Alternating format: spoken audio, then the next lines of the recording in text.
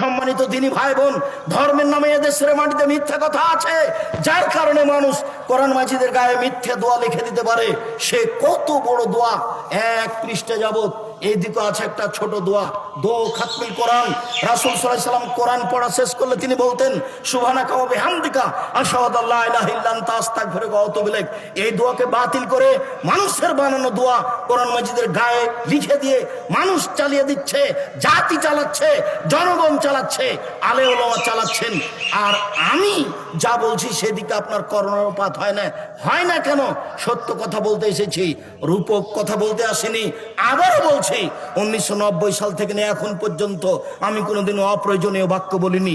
1990 সাল থেকে নিয়ে এখন পর্যন্ত আমি কোনোদিন মানুষের কাছে পথ খরচ পাথেও চাইনি। গাজীপুর জেলার কোনো মানুষ যদি বলতে পারে আব্দুর রাজ্জাক সাহেব একদিন আমার কাছে পথ খরচ পাথেও চেয়েছিল, এ কথা প্রমাণ হয়ে গেলে আমি আর জাতির সামনে কোনোদিন বক্তব্য দেব না। সম্মানিত